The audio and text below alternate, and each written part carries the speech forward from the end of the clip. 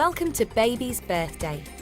Each show joins a mum-to-be and counts down to the birth of their baby, revealing all the drama, laughter and tears involved in giving birth. Because let's be honest, giving birth is never a walk in the park. To help chart each birth, this is the Baby's Birthday Clock. It's there to count down to each mum's due date. And once labour kicks off, the clock kicks in and times the birth so you know exactly how long each mum's been in labour, whether it's 2 hours or a whopping 20 hours. All the action of the birth is boiled down into a half-hour show. So, we'd better crack on. I'm just a bit worried now, and more nerves, excited as well. Teenager Rebecca Pierce is due to give birth to her second child. But will it be too much for her? You might know. I just want it to be over.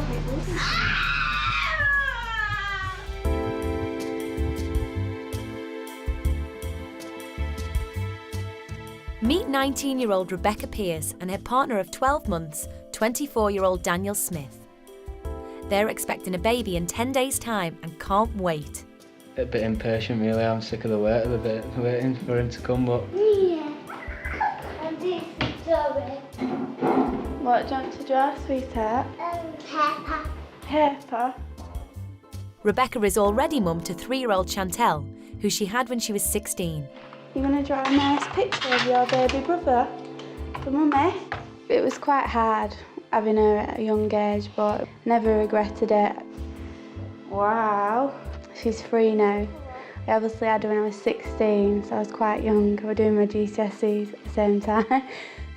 Being pregnant when you've already got one, it is a lot more tiring. Being in full-time college and looking after my little girl as well, it's a lot more tiring. Pink, good girl. It's funny like that. Let me sort me out, Dad. Of course I will. There you go, it's all done now.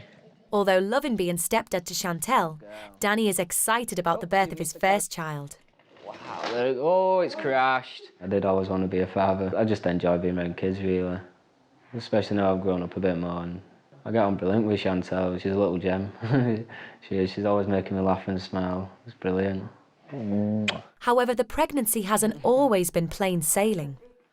First, I was told I had a low-lying placenta, so I've had to have an extra scan, and I've had on and off bleeding all the way through. So it's been a bit emotional, really, having to keep going in and out of hospital and worrying. She's had her ups and downs, though. I mean, at the beginning, she was a bit stressed and she didn't want to come near me at all. She rejected me, but we got through that, worked through it, and everything's been fine since then, and I've enjoyed it.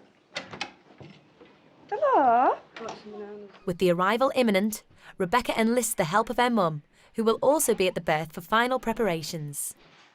It's an help having my mum, but be able to help me with things. Like the Moses basket she set up for me before, so I need her to do it again, really. It's not the first time Rebecca's mum has helped out. She was the one who brought them together. And seeing you out with your mum, I don't know, you had her friends coming over to me, telling me that she liked me and all this stuff. And then we ended up talking, and then a week later we ended up going out on a date. But originally he knew my family, and my mum kept saying, oh, you should meet my daughter, didn't she? Yeah. Rebecca's got all the support she needs, but there's still a few things she needs to straighten. You thought about when it's going to go? I'm going to have to move some of her toys, really. Feels quite weird knowing that I'll be bringing a little baby home this week, hopefully. So. If you don't go over. No. It's 8 a.m. and 11 days past Rebecca's due date, and she and partner Danny have come to hospital to be induced, a prospect she's not looking forward to. Feeling quite nervous. Don't know what to expect, really, and I'm just a bit worried now, and more nerves. Excited as well, and relieved. Feeling very nervous myself. I just can't wait to be holding my son and that, and everything done with. It's been a long way. Rebecca's given an internal exam to assess how ready the cervix is for labour. If there's no change, she will be given a prostine gel, which is a hormone, behind the cervix to soften the area. Then she'll have a 6-hour wait until she can be re-examined. On that.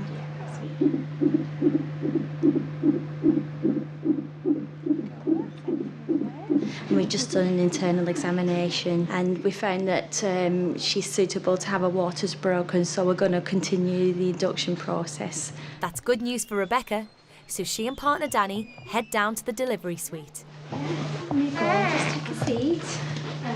So just pop on the bed, we'll come and bring you some water, and you want to use the loo, it's just the toilet's just in there, okay? Yeah. So I'll hand over to the midwives and someone will come in and see. Okay, so I'm going to be back with you in a little while, so good luck to you, and we'll see you soon. Okay, we'll see you back on the ward, okay? Now Rebecca's moved down to the delivery suite, her mum Yvonne arrives to offer more support and join the waiting game.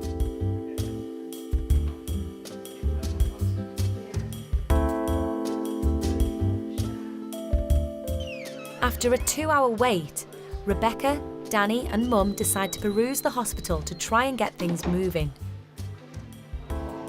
We got told to have a walkabout because it might help Becky bring on labour a bit more. Another 10 minutes wasted, but as Rebecca gets back, midwife Natalie has arrived to break her waters. How does you feel? Yeah. All right. Yeah, I was really nervous at that point. I was like, I didn't know what was going to happen, and they say every labour is different, and I was excited but nervous. Wow. Although Rebecca had her waters broken with her first pregnancy, she's still not looking forward to the procedure. I was still a bit nervous about having my waters broken, but it helped that I already knew what to expect.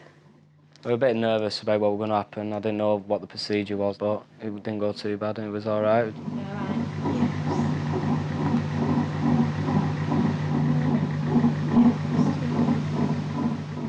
The midwife uses an amni hook to break Rebecca's waters, which is a plastic instrument designed to rupture the amniotic membrane with minimal risk of trauma to fetus or mother.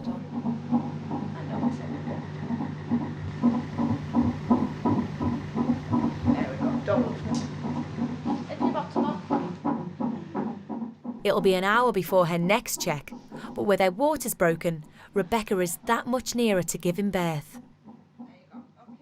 After I'd had my waters broken, the pain was a lot more agonising. It was a lot more intense, and I got a lot more pressure, and they were every 2 minutes. It's not just having her waters broken that is making Rebecca anxious. She has to go on a drip due to a bacterial infection called Group B strep. Strep B can cause serious infection and can be passed on to the baby, making it sick. If I don't think I'll get it, I won't do it. Okay. What? Hold tight. Hold tight. This is what I've really bothered about. This bit. I was very nervous when they was trying to put the drip in because of past experiences. With my last labour, all my hand was bruised, and I didn't like the thought of having something stuck in my hand because I think that made me panic a little bit. You're doing really well. Your hands are shaking. Said it's done needle tight. The drip's in place, but the pain is starting to increase, and although so far she's managed without pain relief, Mum suggests she tries the gas and air, even if it's only used to bite down on. Convinced her to try the gas and air, but she said she didn't like it, so the mouthpiece, I was told to bite on it, see if that'll help. When I was trying the gas and air, it was okay to an extent, but I didn't think it did much for me. It did help calm me down, and I could also bite on it, which was good if I didn't want to suck it in, but it did make me feel very sickly and dry now.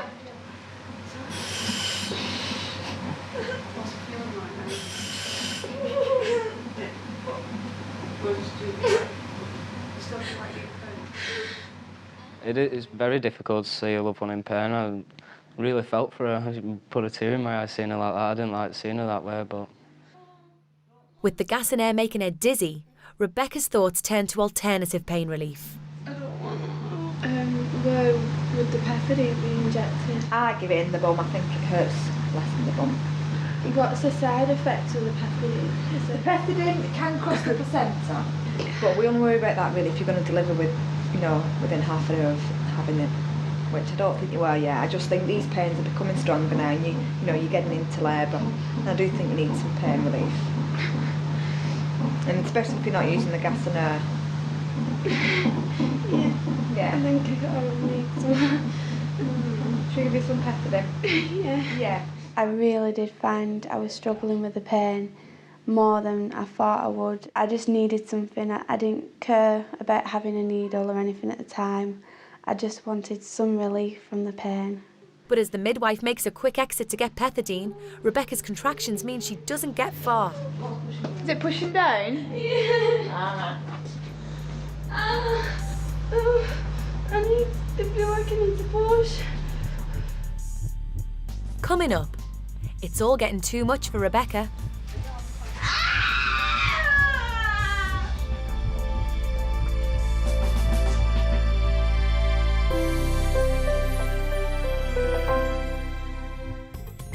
Welcome back to Baby's birthday. Rebecca Pearce and partner Danny are expecting a baby boy. After having her waters broken, Rebecca is in need of pethidine as she feels the need to push. With each contraction, I could feel pressure going down, like I needed to start pushing soon. I was really worried about that because I didn't know how far dilated I was or whether I was actually ready.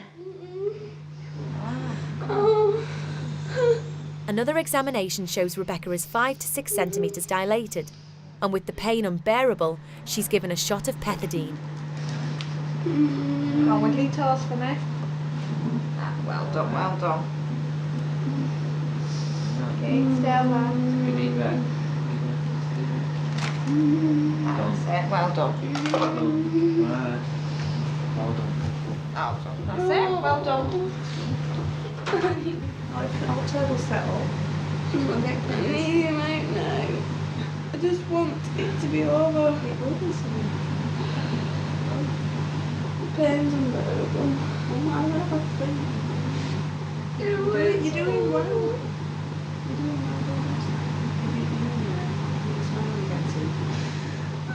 I can't cope with it. I need some more though, I'm serious, Mum. When the pains got really bad and she was pleading with me, please give me something, please Mum, please help me. It was like dead emotional then because one of my little girls pain and there's nothing you can do and you'd love for it to take it away, but I was starting now thinking about it. No, really, no. I know, but it's only just Well, I need some more. I should have an epidural. Becky were asking for an epidural, and it's one thing that she really didn't want, so I knew that she must have been in some pain to be asking for that.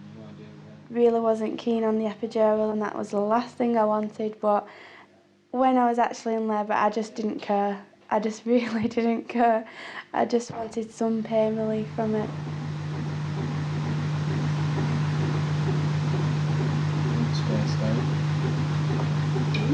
Spaced out some sense.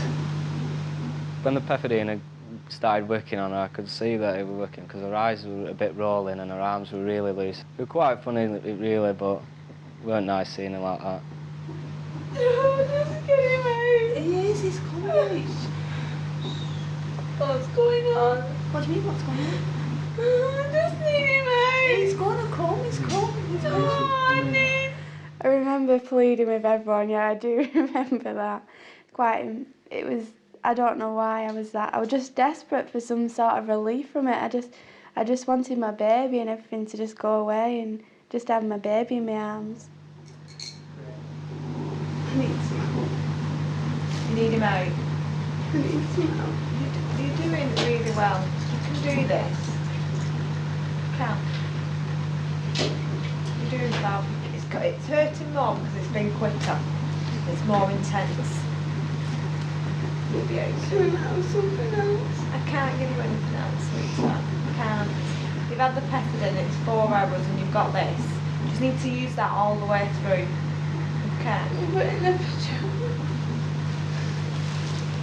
The thing is, with an epidural, by the time, I mean, they're here now, they need to syringe, so that's not a problem.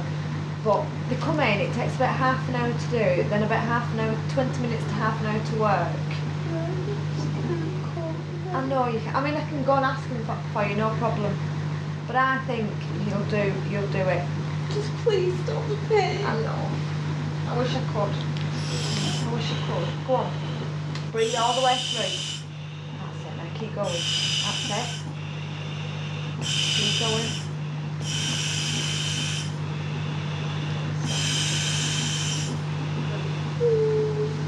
Go on. Whereabouts is the pain? Is it just in your tummy or is it in your back? Or is it right down? Down here? Yeah. Does it hurt there? Like, Yeah. are you trying to have a wee? Maybe that. Are you trying to have a wee? I remember she wanted a wee and the pains were pretty strong then, so my wife said, you know, could I take her and carry her all the leads and that. So I took her to the toilet, she had a wee, and then we'd just come out at the toilet door and she just let out this big scream and I thought her head was going to turn around like something off Exorcist.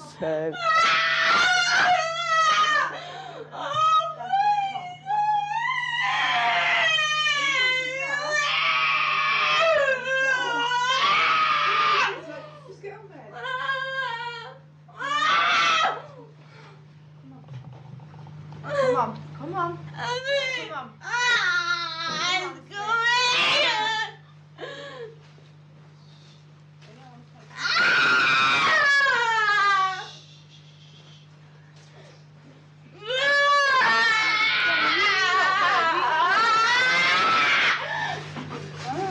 It's gonna miss it. I got a message just before the baby were born that someone was waiting at me at the central delivery doors because they had my tax disc in my car. So I went out and then I walked them outside, and on my way back I had a midwife stood at the doors and she turned around and told me that Becky was delivering at the time and we were going to miss it, so I absolutely legged it to the delivery room. Just press that red line on the wall. No, top one. And then we're just going to press the wall.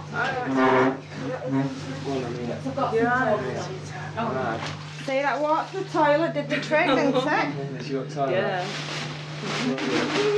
I'm not bothered about you missing it then. Oh, sorry. It was so quick. I felt being in the position of holding on to the bed was a lot better, and I think the midwives encouraged me to go into that position, but it actually felt better and I could grip the bed then. Could grip on tight.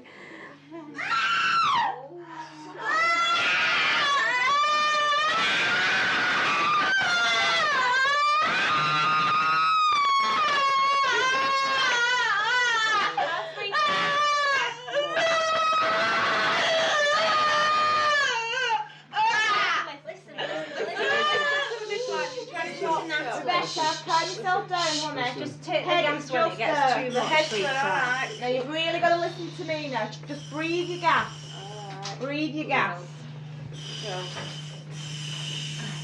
Let it come.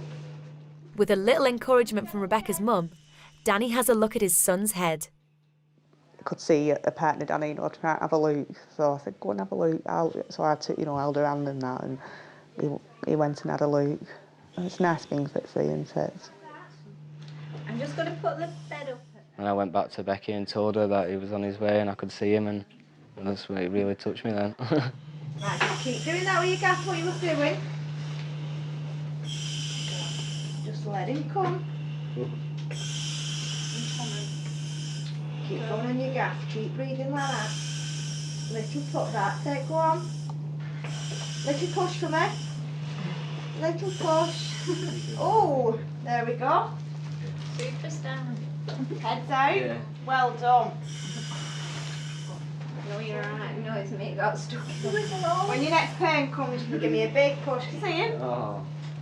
Here he is. Go on. Go on, Rebecca. Push. Sweetheart, push. He's out, he's here. Oh, he's here, sweetheart. He's a chunky one. Rebecca may have been waiting for most of the day, but baby Cole arrives after 3 hours and 34 minutes of labour. I remember when he'd come out, Danny coming over to me and saying, oh, he's here. And it just made me feel so much better, and any minute now I'd have my baby in my arms and it'd just be all over and I can give him a cuddle, and I felt quite overwhelmed at that point.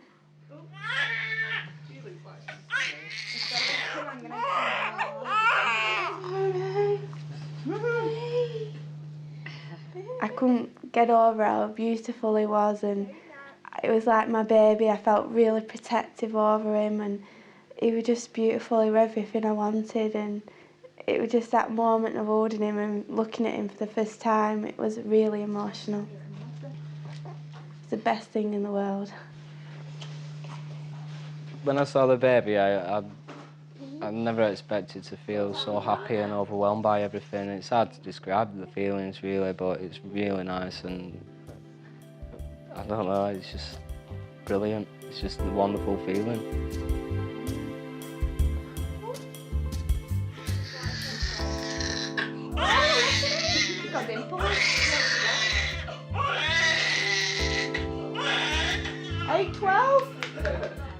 I think Danny was over the moon with it all.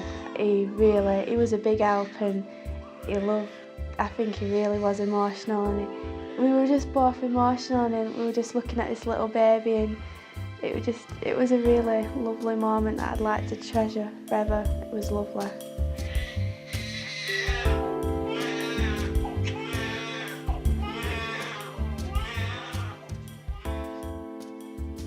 One week after giving birth, and baby Cole is settling into family life.